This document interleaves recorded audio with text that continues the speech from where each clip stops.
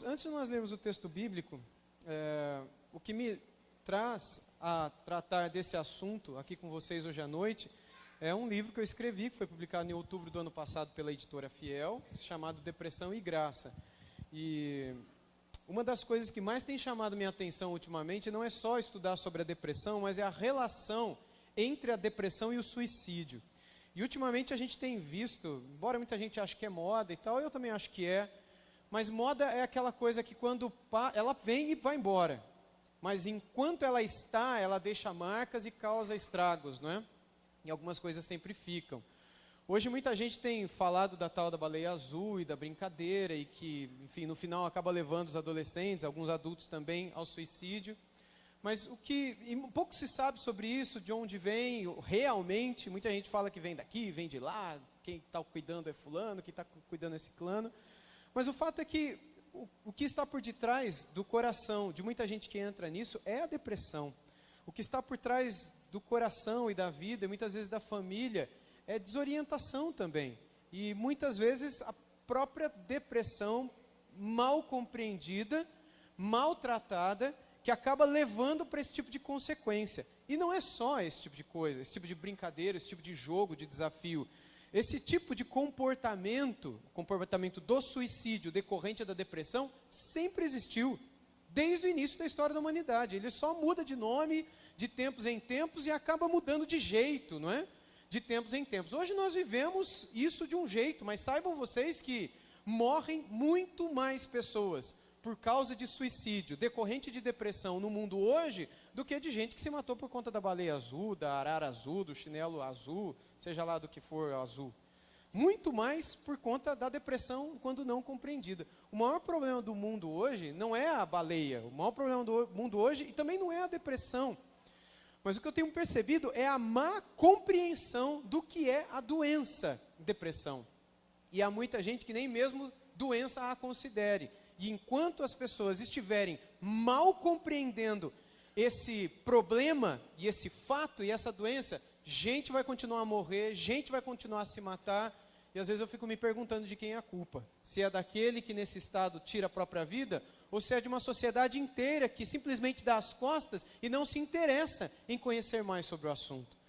A minha oração é que Deus nos dê graça, né, a todos nós e a todo o seu povo especialmente, onde também pouco se trata e pouco se sabe sobre o assunto, para que possamos amadurecê-lo, a fim de sermos luz e sermos sal e fazermos diferença no tempo em que vivemos. No Salmo 116 nós lemos assim: amo o Senhor porque Ele ouve a minha voz e as minhas súplicas, porque inclinou para mim os seus ouvidos, invocá-lo-ei enquanto eu viver. Laços de morte me cercaram e angústias do inferno se apoderaram de mim. Caí em tribulação e tristeza. Invoquei o nome do Senhor, ó Senhor, livra minha alma. Só voltar um pouquinho. Perceba, no primeiro verso ele diz minhas súplicas. No verso 3 ele diz laços de morte me cercaram. Isso aqui é um servo de Deus escrevendo. É um homem que conhecia Deus. Era um homem que amava a Deus. É um homem inspirado pelo Espírito Santo de Deus para escrever um salmo que está na Bíblia Sagrada há milênios já. E esse homem diz, laços de morte me cercaram, e ele diz ainda no verso 3, e angústias do inferno se apoderaram de mim. Caí em tribulação e tristeza. O que será? Como é que nós descreveríamos esse tipo de coisa hoje em dia? Se alguém se postasse ao teu lado, se colocasse do teu lado e dissesse isso: olha, eu sinto uma angústia do inferno que se apoderou de mim. Eu caí em tribulação, eu caí em tristeza, parece que a morte me cercou. Muita gente ia dizer, algum pecado escondido na sua vida. Outro talvez diria, não, algum espírito ruim, algum demônio na tua vida. Isso é a ignorância, não é? Que leva pessoas a pensarem assim. Não é o caso do salmista aqui, obviamente. Veja no verso 4 que acabamos de ler, ele diz, livra a minha alma. O problema dele era em sua alma, e ele continua no 5. Compassivo e justo é o Senhor, o nosso Deus é misericordioso. O Senhor vela pelos simples. Achava-me prostrado, e Ele me salvou. Volta minha alma ao teu sossego, pois o Senhor tem sido generoso para contigo. Verso 8, olha que interessante. Pois livraste da morte a minha alma, das lágrimas os meus olhos, e da queda os meus pés. Andarei na presença do Senhor, na terra dos viventes. Eu cria, ainda que disse, estive sobre modo aflito. E eu disse, na minha perturbação, todo homem é mentiroso. Que darei ao Senhor por todos os seus benefícios para comigo? Tomarei o cálice da salvação e invocarei o nome do Senhor. Cumprirei os meus votos ao Senhor na presença de todo o seu povo. Preciosa é aos olhos do Senhor a morte dos seus santos. Senhor, deveras sou teu servo, filho de tua serva, quebraste as minhas cadeias. Oferecer-te-ei sacrifícios de ações de graças, e invocarei o nome do Senhor. Cumprirei os meus votos ao Senhor, na presença de todo o seu povo, nos átrios da casa do Senhor, no meio de ti, ó Jerusalém. Aleluia. O Salmo 116 é um cântico de louvor ao Senhor pelo livramento que o Senhor deu à alma do homem que o escreveu, o Salmo. É um homem que viveu, há alguns anos atrás, meses atrás, antes dele escrever, uma situação em sua alma desesperadora, em sua psique, como nos diríamos hoje, não é? Desesperadora e cheia de aflição. E ele era um homem de Deus, um servo de Deus, mas que assim como tantos outros na Bíblia Sagrada, que revelam, por exemplo, no Salmo 73, o caso de Asaf, um escritor de vários livros bíblicos, como também no livro de Reis, a história de Elias, o grande profeta do Senhor, e a maneira como esse homem tremendamente usado e temente a Deus, usado por Deus, também entrou numa situação de angústia e de depressão assim, inigualáveis em todo o Antigo Testamento, assim como no Novo Testamento outros também, e a gente poderia descrever vários. E nós precisamos, meus irmãos, olhar para todos esses casos de sofrimento na Bíblia Sagrada e aprendermos a lidar com eles. Aprendemos a perceber como Deus os vê, como Deus os trata, e nós mesmos, no nosso tempo, procurarmos compreender aquilo que já tem sido compreendido sobre um lado da tristeza, ou sobre um extremo da tristeza, ou quando a tristeza se torna uma enfermidade e ganha um nome, o nome de depressão. E como é que a gente lida com ela? Como é que nós nos relacionamos com ela? Hoje em dia, gente, há 3 maneiras gerais, 4 talvez, das pessoas se relacionarem com depressão. Se você vai num meio secular, por exemplo, um meio não religioso, e você conversa com certas pessoas não esclarecidas, essas pessoas talvez dirão que a depressão é uma frescura, bobeira da cabeça, gente que não quer trabalhar, é doença de rico, e que é frescura, dá uma inchada na mão que isso passa logo, não é? Por desorientação. Se você vai num meio mais religioso, você vai encontrar quem diga, não, isso daí é uma opressão demoníaca. Ou aquele que vai dizer, não, isso daí é fruto de algum pecado escondido e não confessado. E aí as coisas vão mudando de ponto para ponto. E aí você vai para um outro extremo dentro da medicina e você vai encontrar psiquiatras que vão dizer, não, isso daí é um problema que com a medicação a pessoa será totalmente curada. Como se o problema fosse só físico, ou só demoníaco, ou só espiritual, ou fosse só falta de vergonha na cara da pessoa mesmo. Mas a maioria das pessoas que descrevem alguma coisa sobre depressão, nunca leram nada sobre a depressão. Elas afirmam tudo do que elas acham, do que elas pensam. E via de regra, quem fala é porque não passou pela depressão. Seria como você que não tem problema de vista, tem um monte de gente aqui que não está usando óculos. Eu uso, porque eu tenho miopia no esquerdo e astigmatismo no direito. E aqui embaça, se eu tiro aqui, eu enxergo embaçado. E há quem diga que isso é uma doença. Não tem cura, a minha cura é isso daqui. Não é isso? Eu não tenho grau suficiente para fazer aquela cirurgia. Então eu tenho que conviver com isso. O remédio é isso. Aí pode aparecer alguém, como por exemplo o pastor Alex, que não usa óculos. Não usa, né? Aí ele fala o seguinte, por que você usa esse negócio quadrado na frente do zóio? Por que você usa esse negócio? Isso é frescura. Você não está enxergando direito? Fala, não enxergo. Claro que você enxerga. É só você forçar, fica fixando, que você consegue enxergar. E eu tento explicar para ele dizendo, não, olha, por mais que eu me esforce, está tudo embaçado. Quando eu coloco, fica tudo em Full HD. Perfeito, 3D até. Posso até tocar se eu chegar mais perto. Mas eu tenho esse problema. E ele vai dizer, não, você não tem problema nenhum. Por quê? Porque ele não tem o que eu tenho. Do ponto de vista dele, isso talvez não exista. Eu não estou dizendo que ele acredita nisso que eu estou falando, eu estou só usando ele como uma ilustração. Vocês estão me entendendo?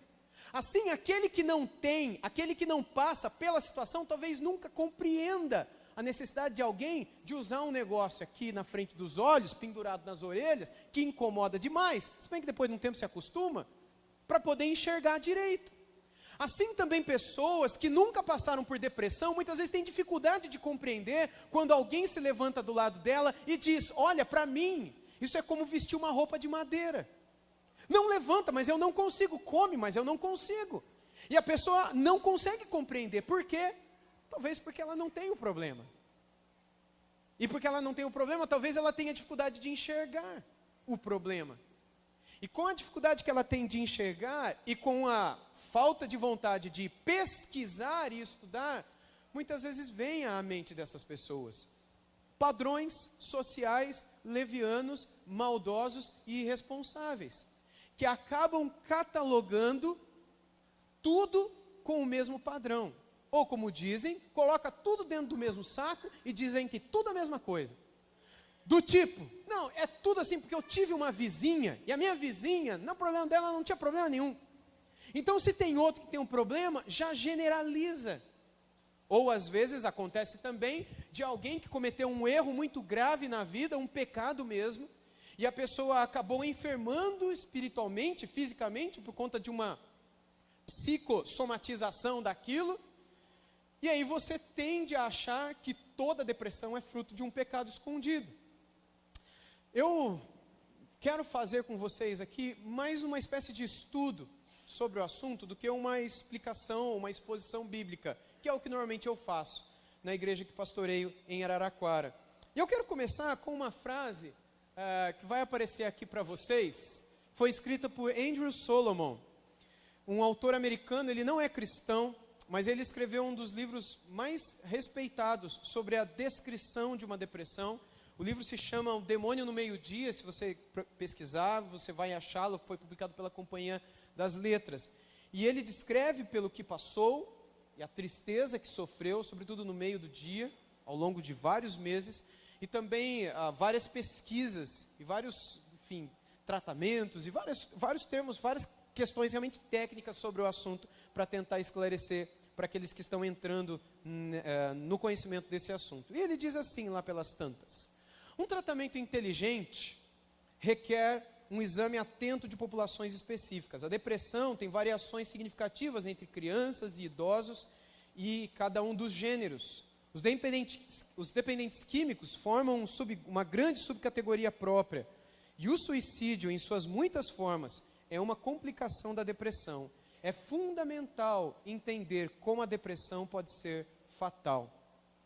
Aqui é importante que a gente entenda o seguinte: a palavra de Deus, a Bíblia Sagrada, não nos foi dada com o objetivo de nos dar as respostas para todas as coisas pelas quais os homens vivem e passam. A palavra de Deus, ela é suficiente para tudo que diz respeito à sua alma e à sua salvação. A quem é Deus e quem é você, e como você pode ser salvo e ir para o céu. Ela é suficiente quanto a tudo que diz respeito à sua alma, à sua salvação. Mas ela não é suficiente, por exemplo, para te ensinar a trocar o pneu do carro furado. Ela também não é suficiente para te ensinar como fazer uma cirurgia para desentupir a veia aorta. Ela também não é suficiente para ensinar como você pode fazer a extração de um dente, criar uma ponte. Para essas coisas, Deus, em sua graça, permitiu depositar conhecimento nas mais diversas ciências que a gente tem aí fora. A isso nós chamamos na teologia de graça comum, que é a capacidade de Deus de derramar sabedoria sobre bons e maus, como Ele derrama chuva sobre todos também. E assim nós temos pessoas que amam ao Senhor e pessoas que não creem que Deus existe, mas que acabam descobrindo medicações, cirurgias e tantas outras coisas que acabam por abençoar a todos nós. Isso é que a gente chama de graça comum. A Bíblia então não nos foi dada com o propósito de oferecer respostas para todos os sofrimentos e doenças que pudéssemos vir a passar nesse mundo. Logo, quando nós sofremos ou enfermamos, é importante que a gente se lembre que a graça de Deus está sobre nós, ao nos oferecer recursos que vão além daqueles que são apresentados em sua palavra. Por exemplo, quando você tem uma dor de cabeça, você vai a um recurso que está além da Bíblia Sagrada. Você toma um remedinho. Não é assim?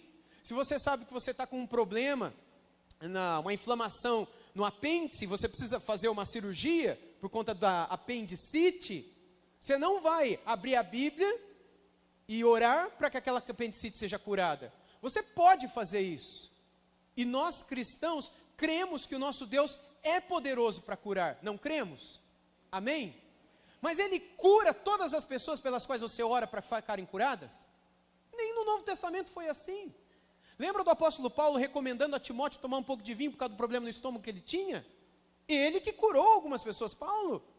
Ou seja, Deus não tem o mesmo modo de agir sempre. E nós precisamos ter inteligência, bom senso para entendermos isso. Que Deus muitas vezes se vale de outros meios para abençoar o seu povo. E no processo Ele ensina muita coisa para a gente. Muita coisa para a gente. E no final nós acabamos glorificando o seu nome. Então é importante que nós compreendamos que este é o caso da depressão. Embora a Bíblia não seja clara em relação à depressão, ela nos apresenta inúmeros casos de pessoas em grande sofrimento. E pessoas que caíram naquilo que ela mesma chama de tristeza excessiva. E nesses casos o que nós percebemos é a clara presença de Deus, silenciosamente presente sempre ao lado dessas pessoas.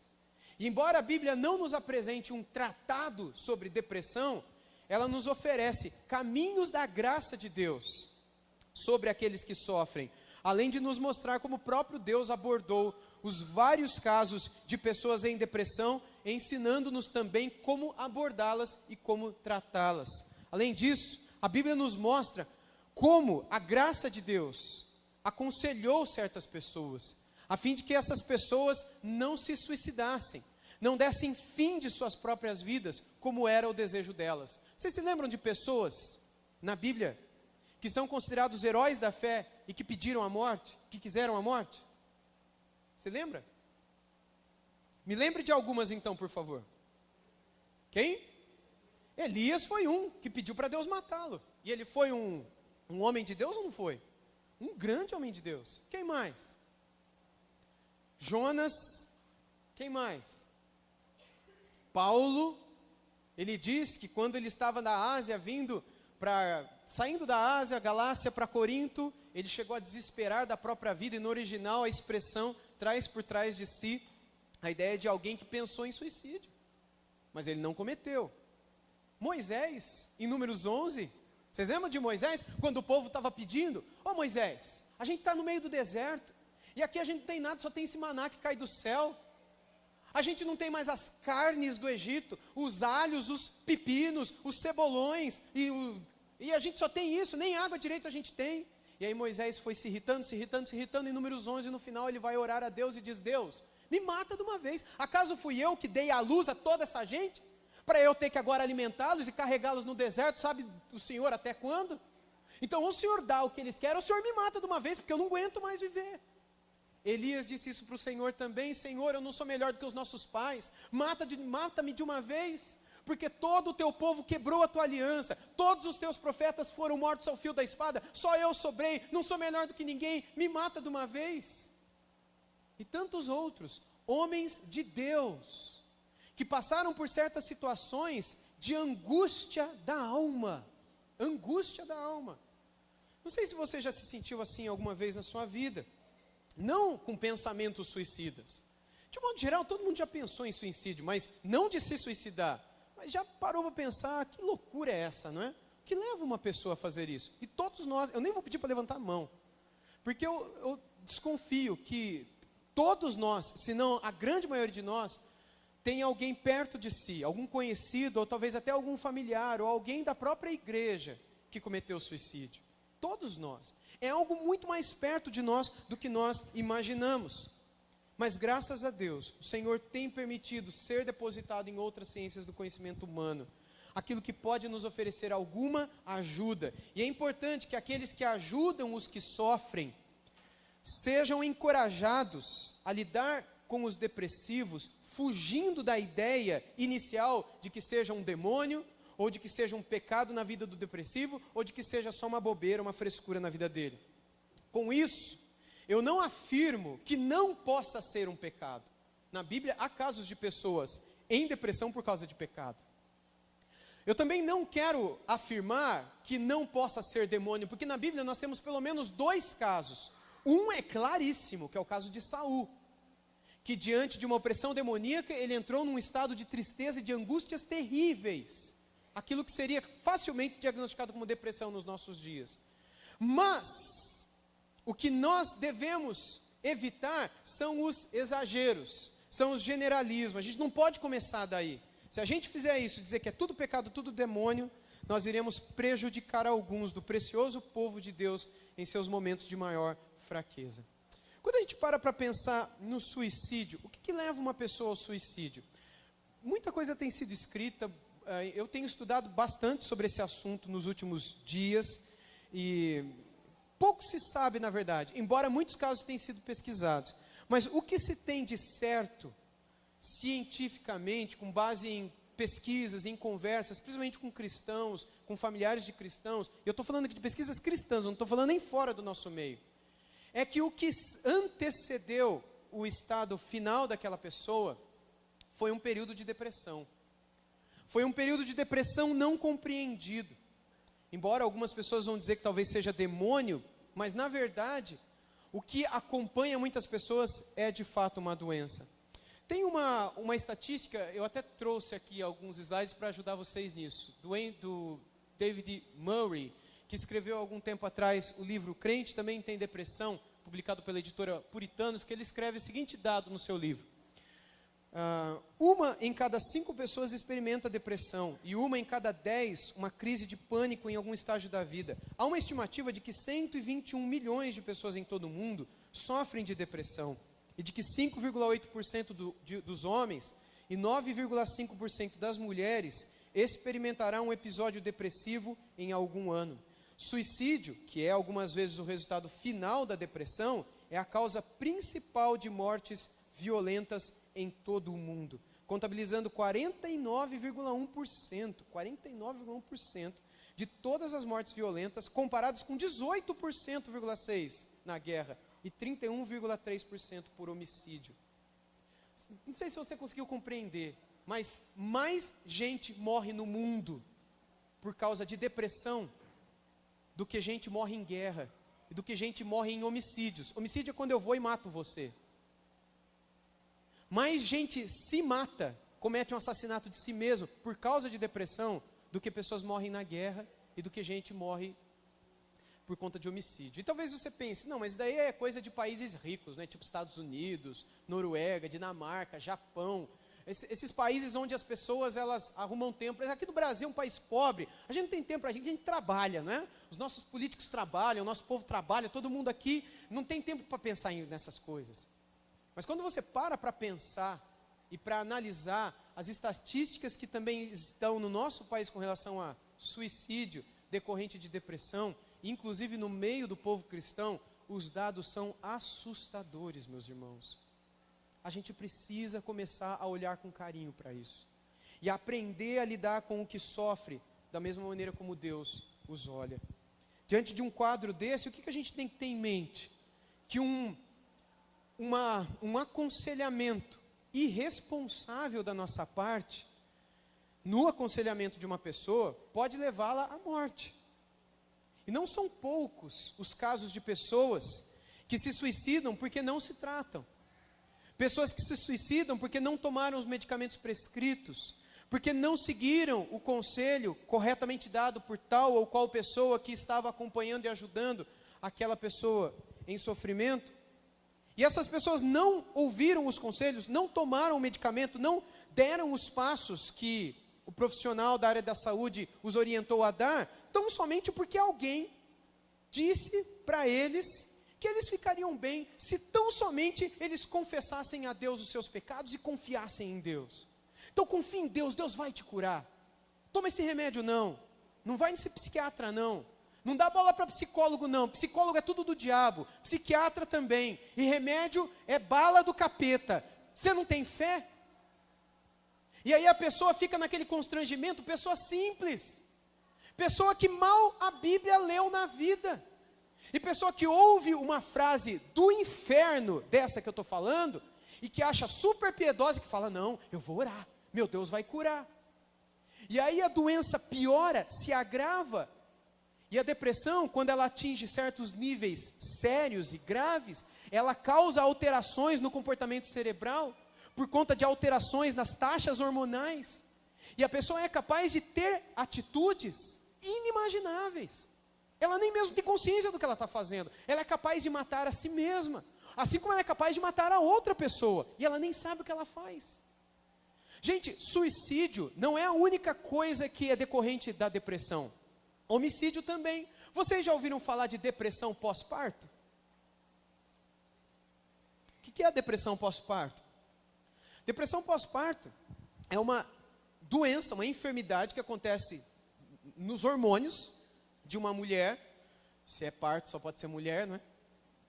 E que por conta de toda a alteração hormonal decorrente do parto, isso não acontece com todos os partos, com todas as mulheres, mas em alguns casos acontecem, em que ela, por conta dessa alteração hormonal, ela é capaz de ter uma rejeição do próprio filho, e não é só rejeição, ela pode matar o próprio filho.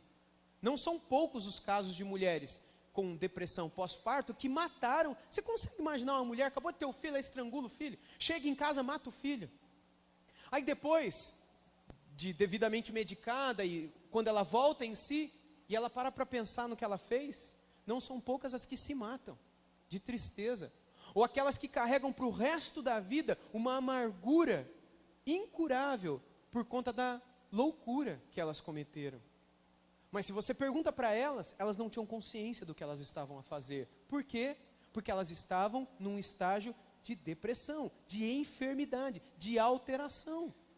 Até quando a gente vai brincar com isso?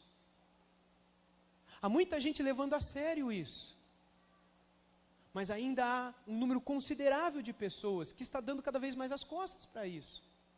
E é cada vez maior o número de pessoas que estão enfermando com a depressão, e que estão tendo atitudes que, humanamente falando, ninguém tem, como por exemplo, se automutilando, se autocortando, e fazendo outras coisas que, normalmente, uma pessoa em sã consciência não faz, ou faz, uma pessoa saudável mentalmente não faz. O que é que nós devemos fazer? Parar para pensar no que é que está acontecendo e estudarmos, usarmos o cérebro que Deus deu para a gente.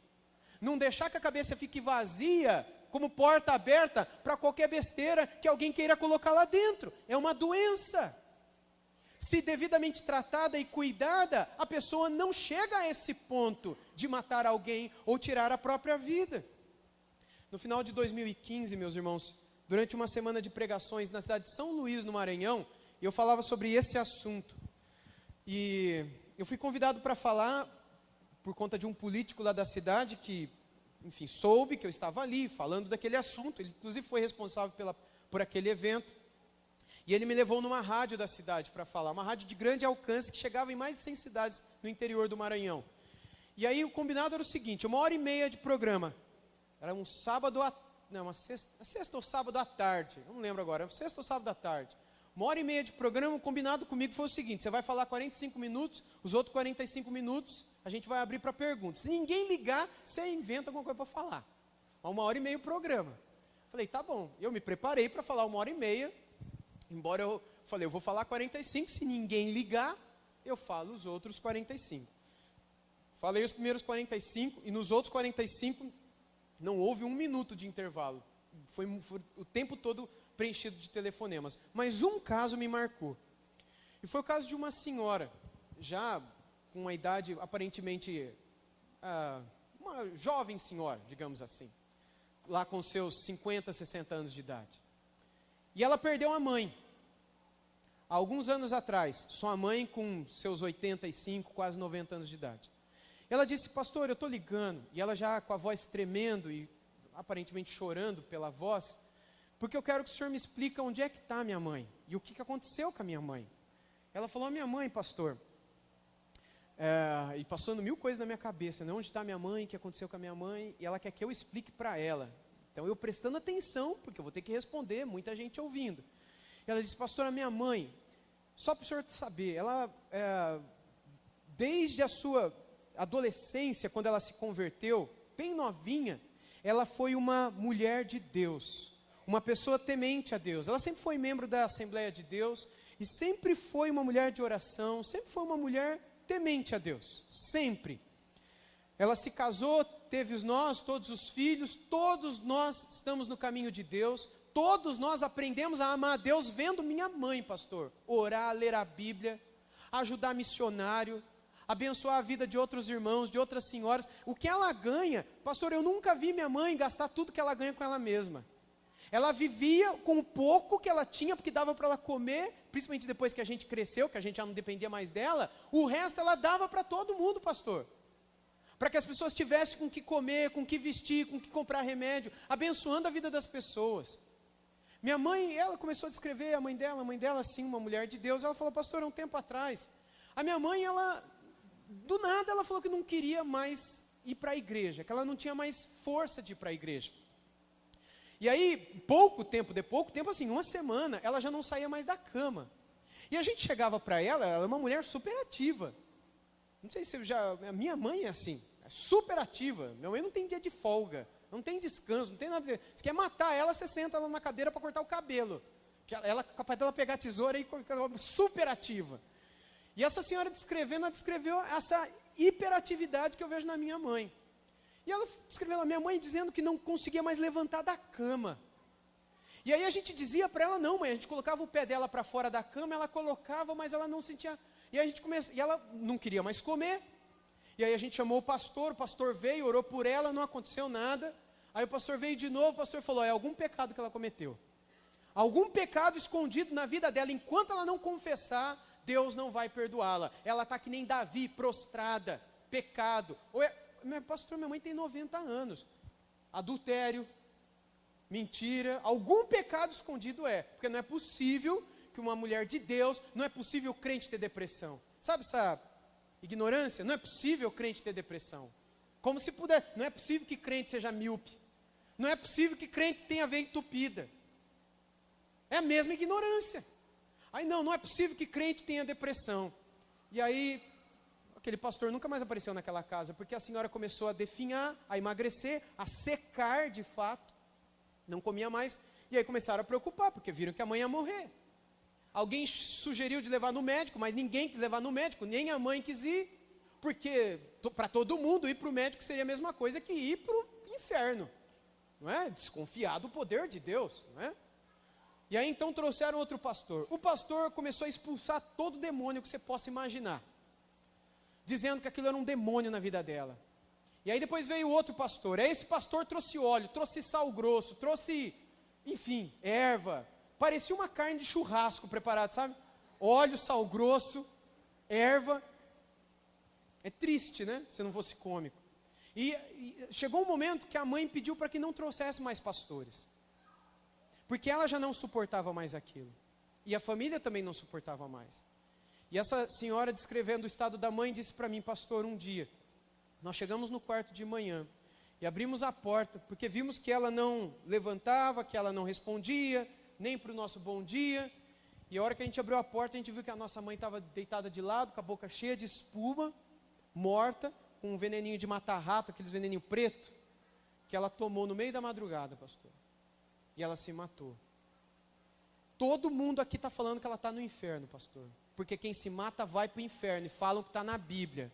Pastor, está na Bíblia que vai para o inferno quem se mata? Eu não sei vocês, meus irmãos, mas a ignorância é tão grande, que ainda hoje, no meio do povo de Deus, há quem acredite que está na Bíblia que suicídio leva para o inferno. Eu não vou entrar tanto no mérito aqui, mas só para esclarecer uma coisa para você. Você pode ler a Bíblia no próximo ano, nos próximos 10 anos. Você não vai encontrar isso na Bíblia.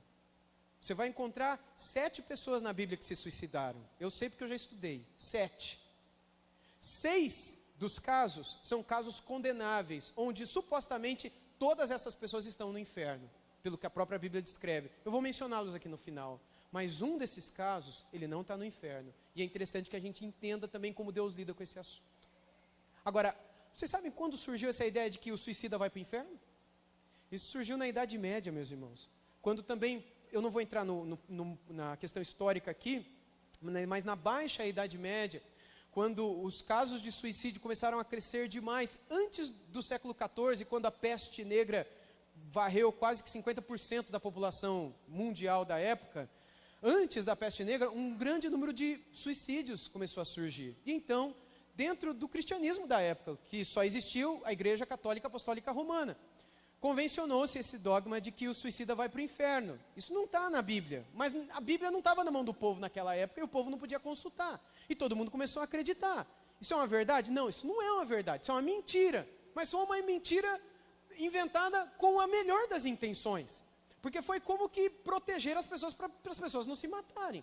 Então foi uma mentira que visava a saúde pública, digamos assim. Tipo, está todo mundo se matando, vamos dizer que quem se mata vai para o inferno. Porque aí, por medo do inferno, ninguém mais se mata. Então, uma mentira boa? Não sei. Eu acho que não existe mentiras boas.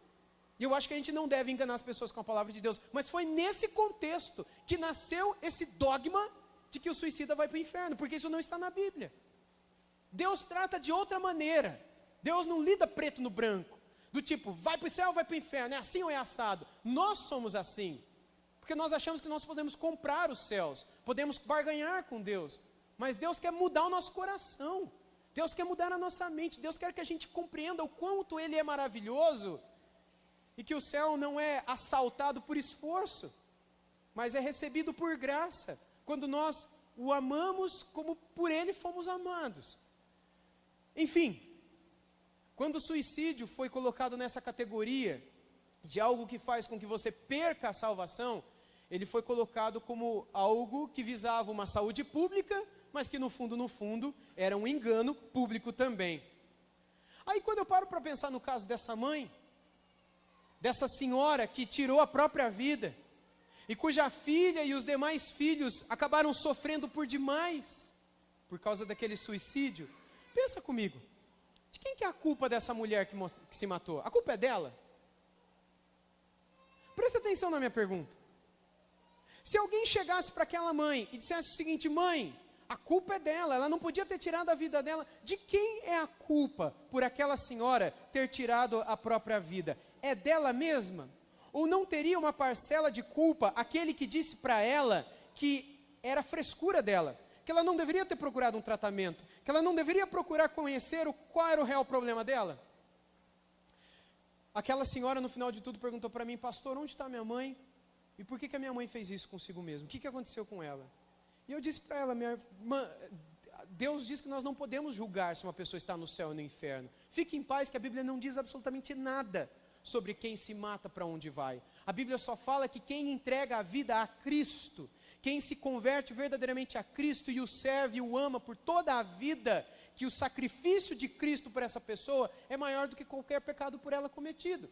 Mas eu desconfio que a sua mãe, quando tirou a própria vida, não sabia do que estava a fazer. Porque uma pessoa em sã consciência, temendo ao Senhor, cheia do Espírito Santo, como você descreveu sua mãe, não seria capaz de tirar a própria vida, a menos que ela estivesse doente mentalmente, a menos que ela estivesse fora de si, porque ela é templo do Espírito Santo, ela sabia disso, porque ela não pertencia mais a si mesma, e o corpo dela é do Senhor, ela sabia disso, porque ela não deve viver para si mesma, mas deve viver pelo próximo, e ela sabia disso. Ou seja, tudo o que um cristão sabe, deixa o cristão absolutamente longe do suicídio, a menos que esse cristão esteja fora de si. E se ele está fora de si, sim, ele é capaz de tomar decisões e atitudes, por conta de estar fora de si, inimagináveis, como Elias tomou, e como tantos outros tiveram, num estado de absoluta alteração da sua própria existência. Você percebe quanto que isso é sério? Casos de pessoas que não tomam remédio, que não vão se tratar. Eu disse isso para aquela senhora. Se eu tivesse conversado com a sua mãe, conhecido ela, eu primeiro teria pedido que ela fosse num médico. E se o médico recomendasse que ela tomasse tal remédio, que ela levasse a sério aquilo. Ainda que chegasse um pastor, ou um padre, ou seja lá quem for, e dissesse: joga fora esses remédios, confia no poder de Deus. Seria a mesma coisa que você vê uma pessoa com câncer e dizer para essas pessoas: para de ir no hospital, para de consultar médico, para de ficar tomando esses remédios. Confie em Deus que Deus vai te curar. Parece muito piedoso, mas isso é irresponsável. Isso é irresponsabilidade da nossa parte. Muita gente tem se suicidado por causa de crente que diz confia em Deus.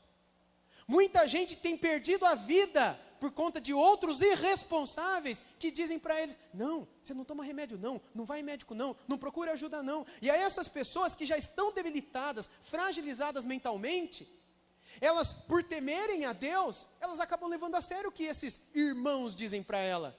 E elas falam, não, então eu não vou mesmo. Se eu for eu vou escondida, vou escondido. Já pensou se alguém souber que eu fui no psicólogo? Já pensou se alguém souber que eu fui no psiquiatra? Vão me chamar de louco? Já pensou se alguém souber que eu estou tomando remédio? Vão dar risada de mim? E aí essa pessoa fica mais e mais doente, alterações e mais alterações, disfunções neuroquímicas cerebrais, e essa pessoa chega a ponto de não perceber o que faz, e ela é capaz de matar alguém, o próprio filho, ou a si mesmo. Sabe de quem é a culpa? Daquele irresponsável que falou para ela, confia em Deus que Deus vai te curar.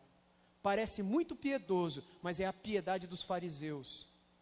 É a piedade daqueles que são incapazes de perceber como Deus cuida de nós. E Deus não cuida de nós somente respondendo às nossas orações imediatas para que Ele cure.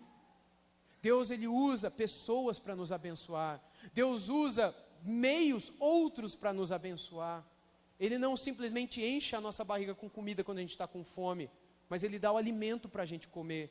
Ele não simplesmente tira a nossa dor, Ele dá a medicação para nos aliviar. Ele não simplesmente desentope a nossa veia com um sopro do Espírito Santo que mora dentro do nosso coração. É a veia do coração que está entupida, pede para o Espírito Santo no coração soprar. Você pode até pedir, e eu peço, porque eu tenho problema com veia entupida. Mas eu sei que eu tenho que me cuidar, eu sei que eu tenho que fazer exercício físico, eu sei que eu tenho que não comer certos alimentos, eu sei que eu tenho que me tratar. Ou é só confiar em Deus e comer um monte de besteira? É certo isso? Deus vai cuidar, Deus vai fazer, Deus, a culpa é de Deus? Meus irmãos, nós precisamos amadurecer quanto a isso. Na palavra de Deus nós percebemos que Deus cuida de cada caso de pessoas em depressão de um modo diferente. Nesse livro que eu escrevi, Depressão e Graça, a parte inicial dele eu exponho de um modo introdutório o que seria a depressão. É 10% do livro, 90% do livro são estudos de vários casos, 17 casos de pessoas em grandes sofrimentos. Irmãos, algo que me surpreendeu foi que em cada um desses casos, Deus tratou de uma maneira diferente. Cada uma dessas depressões foi originada por uma causa diferente. Hoje a ciência descobre isso. Não existe uma base única para a depressão. Por que a pessoa está em depressão? Ninguém sabe.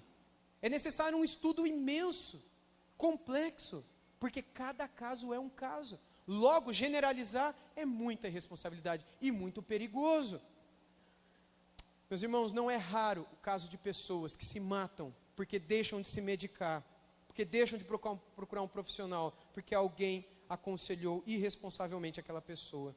Se multiplicam cada vez mais. Pessoas bem intencionadas e não se preocupam com o exame, não consideram a ida ao neurologista, ou a um psiquiatra, ou mesmo ao psicólogo. Eles acreditam que ir a esses profissionais significaria talvez falta de fé, ou simplesmente preguiça da parte deles, ou pais que não se preocupam com certos sintomas de depressão na vida de seus filhos. E depressão hoje, meus irmãos, pode ser causada até mesmo por questão de alimentação. Uma má alimentação que pode levar a estágios de alteração hormonal que desencadeia uma depressão.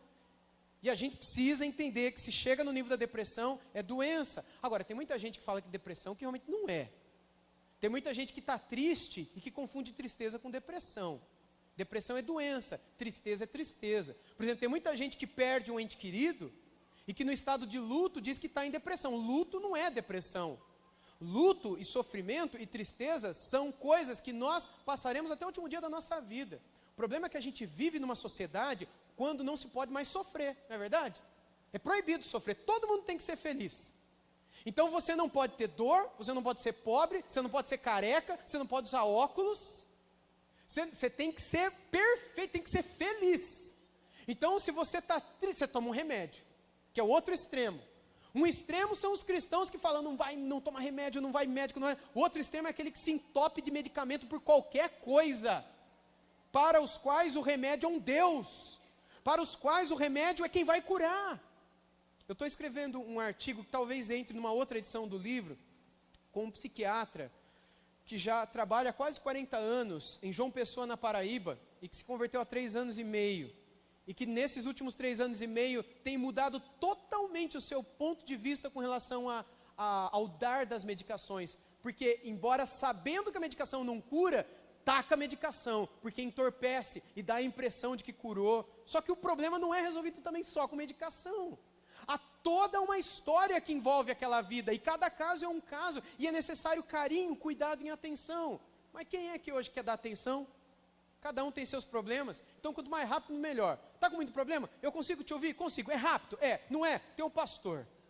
O pastor tem tempo, como se tivesse. O pastor, ele tem tempo de sobra, então pode passar para o pastor. O meu tempo é 5 minutos só, e eu vou para casa, e eu vou orar por você. Vai nada. Você nem lembra que a pessoa existe. Na outra semana você fala, está tudo bem? Orei por você. Orou, né? Deus sabe que você orou. Deus sabe. Meus irmãos, nós precisamos nos dedicar mais a estudar como Deus tratou do seu povo em grande sofrimento no passado. De acordo com o médico Fábio Iquedo, tem uma frasezinha aí dele também. Ele é um irmão nosso na fé, ele é um reumatologista aqui de São Paulo, que ele disse o seguinte num livro sobre depressão, pequenininho, que ele escreveu pela Aba Publicações: o impacto da depressão na sociedade equivale a de uma pessoa com paralisia das pernas ou com cegueira. Isso é um estudo de um médico que tem estudado um pouco sobre depressão, e ele é cristão também, e que nessas pesquisas tem descoberto que a depressão paralisa pessoas para várias coisas. Em cada caso é um caso. Alguns é a mobilidade, outros é o apetite, alteração de humor. E a alteração do apetite pode ser não só de parar de comer, como também de comer muito, comer sem parar. Tem uma outra frase, ou melhor, um outro dado que eu coloco no livro, que é uma pesquisa realizada pela OMS, que é a Organização Mundial de Saúde, em parceria com o Banco Mundial de Saúde. Essa pesquisa foi realizada por estudantes de medicina de Harvard, na pesquisa, eles chegaram à seguinte conclusão: que a depressão é a doença que mais incapacita as pessoas maiores de 5 anos de idade. Pessoas com mais de 5 anos de idade. É a doença que mais paralisa pessoas, incapacita pessoas. Você percebe como isso daqui não é brincadeira? Como não é frescura? Se um dia você aprendeu que depressão se cura com Bíblia somente, esqueça isso para o seu bem. Porque se miopia se cura com Bíblia e vem entupida do coração, se cura com jejum e campanha de oração na igreja, então tudo bem, continua na loucura de acreditar que a depressão vai se curar só com oração, como um probleminha de segunda categoria. Mas entenda que há mais pessoas que se matam por conta da depressão do que assassinatos no mundo. Então cuide muito bem dos seus sentimentos e do sentimento de quem lhe procurar pedindo ajuda. Veja esse dado também.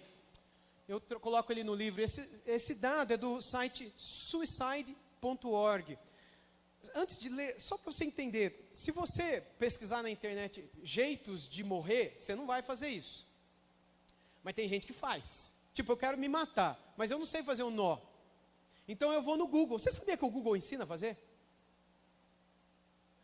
Aí tem muita gente, esse pessoal desse site, eles, com base nisso, o que eles fizeram? Eles pegaram todas as pesquisas, os termos que são digitados, mais digitados por essas pessoas que acabaram por se suicidar mesmo, e eles criaram um site lá nos Estados Unidos. Quando a pessoa coloca, querendo achar um meio de se matar, essas pessoas caem nesse site, suicídio.org.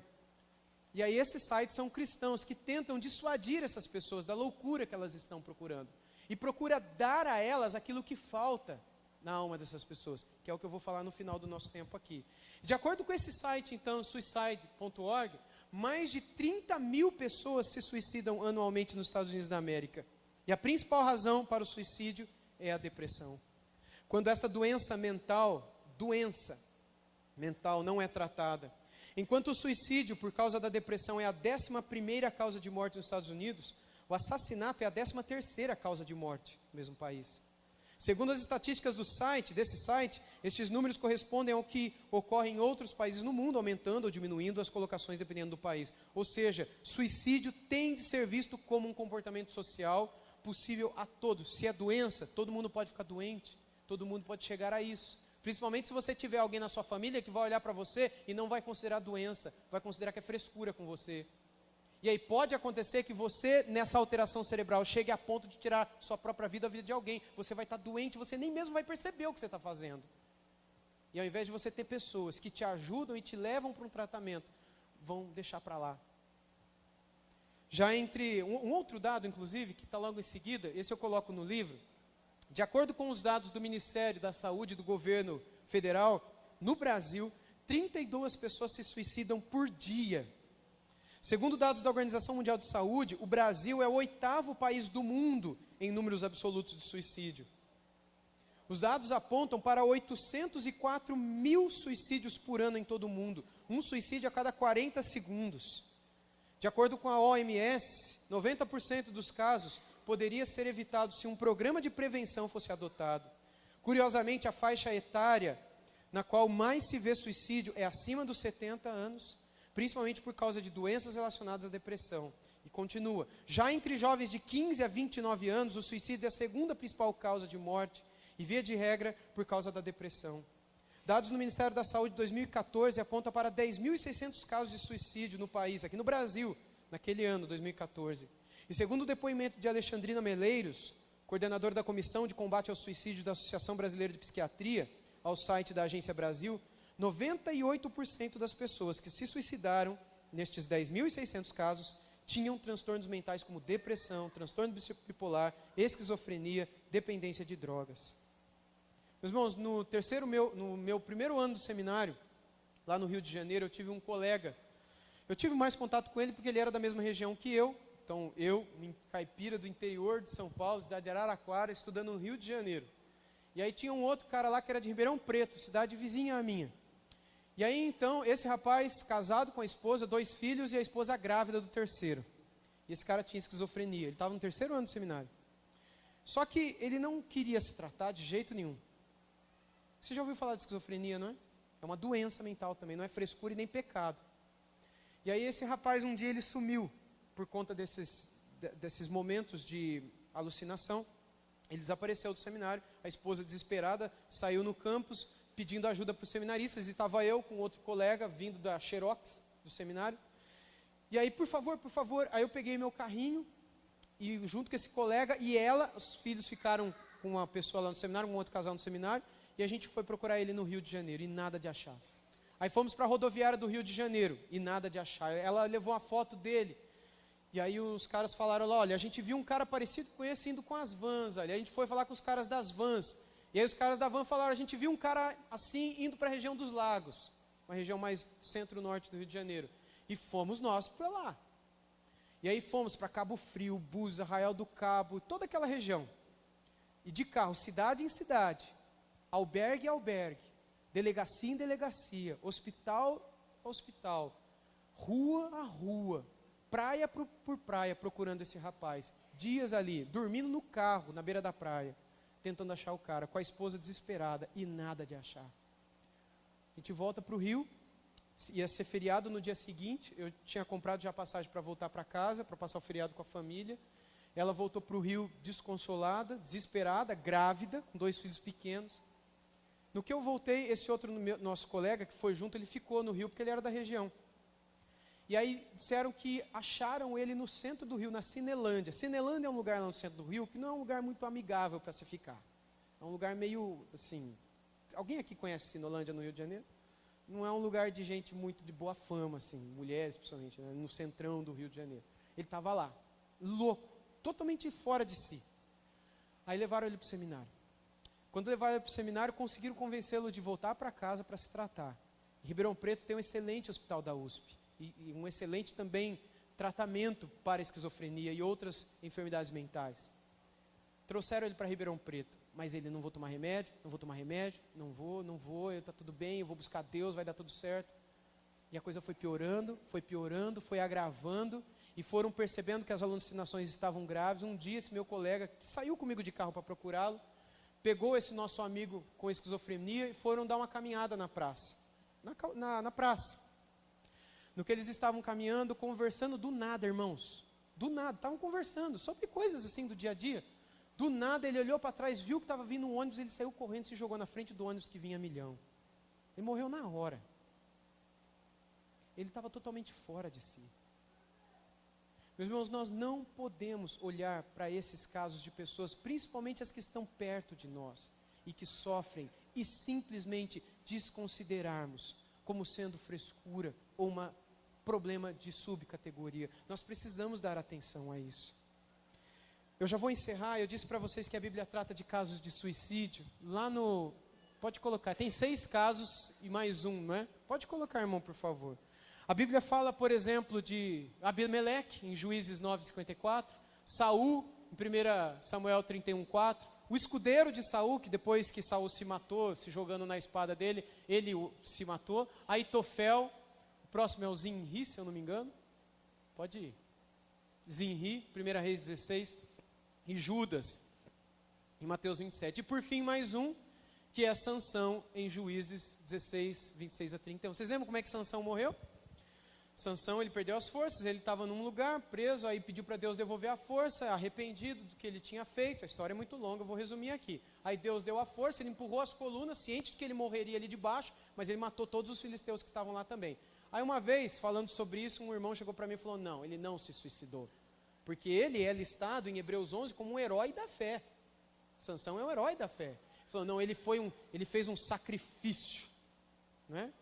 Aí eu falei, a mesma coisa que os terroristas do Estado Islâmico também, para eles fazem sacrifício. Mas aquilo é suicídio, é tirar a própria vida. E tem um problema mais, esse negócio de falar que ele se sacrificou, anula a própria doutrina do que é o sacrifício na Bíblia. Porque todos os sacrifícios no Antigo Testamento apontam para o sacrifício do Novo Testamento. Só existe um sacrifício que agrada a Deus. Se o de Sansão tivesse sido um sacrifício e tivesse agradado a Deus, nós teríamos uma porta aberta para sair todo mundo se matando também. Mas o ponto é que não foi um sacrifício. O ponto é que ele tirou a própria vida. Mas foi num contexto específico. E antes que você saia daqui considerando tirar a sua própria vida, é bom que você saiba que você não é Sansão, que você não vive no meio dos filisteus e que você não tem uma Dalila na sua vida e um monte de coisa, tá? E é bom que você saiba também que, eu acho que eu até coloco lá, que a Bíblia coloca o suicídio na mesma categoria do assassinato, ok? Para a Bíblia, suicídio é igual a assassinato, e assassinato é pecado. Assassinato é errado. Aí, o ponto sobre se vai para o céu ou se não vai para o céu, meus irmãos, não dá tempo da gente entrar nisso aqui. Quem sabe no outro dia a gente entra nesse assunto. Mas apenas para deixar vocês pensando no assunto, imagine você, que você ama a Deus, serve a Deus, teme a Deus, aí de repente você teve um problema lá na sua casa, e aí para você se livrar daquele problema, você inventa uma história, você conta uma mentirinha. Ou você se irritou com alguma coisa e você falou o que não deveria, você estourou com alguém. Mas também aquela pessoa te provocou, né? Se a pessoa não tivesse provocado, você não teria estourado. É o problema do Adão, que sempre joga a culpa nos outros. Se você estourou, o pecado é seu, meu irmão. Não importa que o outro te irritou. Você estourou, você pecou também. E aí caiu um avião na cima da sua cabeça. E não deu nem tempo de você pedir perdão porque você brigou com a pessoa. Não deu nem tempo de você pedir perdão porque você mentiu. Ou porque você deu aquela olhadela para o corpo daquela moça ou daquele rapaz que passava. E você é casado, você é casada, ele é casado, ela é casada. E aí? Você vai para o inferno? Por causa daquele pecado que você cometeu imediatamente antes de morrer? Se você acredita nisso, você precisa estudar o que significa na Bíblia o sacrifício de Cristo por você. O sacrifício de Cristo por nós é maior do que todo e qualquer pecado que possamos cometer. Ele cobre todo e qualquer pecado que possamos cometer. E eu, sempre que digo isso, vem um ou outro que diz, então pastor, eu posso sair pecando à vontade? Só pensa assim quem não conheceu a Cristo ainda. Se você for capaz de fazer um negócio desse, vai em frente, meu irmão. Vai e faz tudo o que tiver na tua cabeça para fazer, porque você não conheceu Jesus ainda não. No dia que você conhecer Jesus, jamais vai passar uma loucura dessa pela sua cabeça, porque você sabe que você pode sair para pecar, com quem você quiser, onde você quiser. Então é porque você não conheceu a beleza, a maravilha, a delícia que está na destra de Deus, a alegria, a plenitude de alegria na sua presença e a delícia na sua destra. Você não sabe quem é Jesus ainda. É por isso que você se sente tentado a voltar para uma vida onde você pode ser mais feliz. Porque você ainda não conheceu verdadeira felicidade ao lado de Cristo. Quem conhece a Cristo não troca Cristo por qualquer outra coisa dessa vida. Mas isso não significa que essas pessoas não possam ficar doentes. Isso não significa que essas pessoas não possam ter aflições. O próprio Jesus disse que no mundo nós teríamos aflições, mas poderíamos ter bom ânimo. Ele venceu o mundo. Ele deixou-nos a sua paz. Ele disse, a minha paz vos dou, não vou lá dou como o mundo a dá. Ele está conosco e isso nos dá força, isso nos anima. Eu encerro, meus irmãos, refletindo com vocês no seguinte ponto, pode colocar. O que precisa quem está nessa situação? Situação de depressão pensando em sofrimento. O que precisa uma pessoa dessa? Meus irmãos, do que se devem se lembrar? Eu tenho alguns textos bíblicos, que são esses textos que estão aí. Eu vou ler os textos com você. O primeiro é Jeremias 16, 19, onde lemos assim: ó Senhor, força minha e fortaleza minha, e refúgio meu no dia da minha angústia. Próximo texto diz o seguinte para nós: tu és o meu refúgio e o meu escudo, na tua palavra eu espero. E um último texto, Salmo 31, a partir do verso 1: em ti, Senhor, me refugio, não seja eu jamais envergonhado, livra-me por tua justiça. Pode ir, são 5 versos. Inclina-me os ouvidos, livra-me depressa, sê o meu castelo forte, cidadela fortíssima que me salve. Verso 3, porque tu és a minha rocha e a minha fortaleza, por causa do teu nome, tu me conduzirás e me guiarás. Tirar-me-ás do laço que as ocultas me armaram, pois tu és a minha fortaleza. Nas tuas mãos entrego o meu espírito, tu me remiste, Senhor, Deus da verdade. Meus irmãos, quem escreveu esse salmo, assim como quem escreveu o Salmo 116 que lemos no início, são pessoas em profunda angústia da alma e que confiaram que Deus poderia ser o seu refúgio. O que pensa alguém que considera o suicídio? Ele pensa que precisa de um refúgio. E para essa pessoa, o remédio já não é mais o refúgio. A família já não é mais o refúgio, por mais doloroso que isso seja para a família. Os filhos já não são mais. A esposa, o marido já não é mais. Nada é mais um refúgio para aquela pessoa. O único refúgio é acabar com todo o sofrimento por meio de acabar com a própria vida. Tudo que uma pessoa precisa é de refúgio. E nós somos um povo que sabe onde essas pessoas podem encontrar refúgio. Nós não podemos ser um povo que vai apontar o dedo na cara e dizer, tem pecado escondido na sua vida. Sermos como aquele pastor, sermos como essas outras pessoas que irresponsavelmente aconselham alguém que essas pessoas devem fazer isso, isso e aquilo, e que se fizerem tais coisas, vai ficar tudo resolvido na vida delas. Nós precisamos ter cuidado, precisamos ter carinho, precisamos ter respeito, precisamos ter compaixão, como Deus teve de Elias, como Deus teve de Jonas. Jonas que xingou a Deus praticamente, ofendeu a Deus, e mais disse Deus, é por isso que eu me apressei fugindo para Tarsis, porque eu sabia que tu és um Deus compassivo e longânimo, e tardio em se irar, e misericordioso. Eu sabia que o Senhor ia perdoar todos eles, por isso eu vou embora, me mata de uma vez. Mas como é que Deus trata o Jonas? Deus colocou o dedo na cara do Jonas, Deus deu um tapa na cara do Jonas, Deus falou, Jonas, você não cria vergonha na cara, Jonas. Ele fez isso, por exemplo, com Elias. Depois leiam a história do profeta Elias quando chegarem em casa, e vejam como Deus cuidou daquele servo, como Deus pôs ele para dormir, como Deus enviou anjos e animais, corvos, inclusive eles usaram para colocar na capa do meu livro essa imagem, para trazerem pão para Elias, enquanto ele estava no deserto. E depois Deus, Elias, o que você está fazendo aqui? Deus não sabia o que ele estava fazendo lá? E depois Deus diz, Elias, levanta, vai até o Horebe, eu vou falar com você. E aí Deus cria um teatro, né? Um terremoto, depois um vento muito forte, um furacão, depois um incêndio, e depois um vento suave. E aí naquele vento suave Deus se revela, e Deus dá instruções para Elias, e Deus consola Elias, enquanto Elias falava tantas palavras sem sentido e sem razão para Deus. Mas como é que Deus cuidou de Elias? Deus cuidou com compaixão, com atenção. Ele esteve ali ao lado dele, sendo paciente com ele, amando e levando. Deus tratou de Elias, Deus alimentou Elias, Deus pôs Elias para descansar, e por fim Deus aconselhou com a sua palavra a Elias. Eu entendo que hoje muitas pessoas poderiam também achar uma solução ou um fim para o seu sofrimento, se elas estivessem ao lado de pessoas que soubessem agir como Deus age.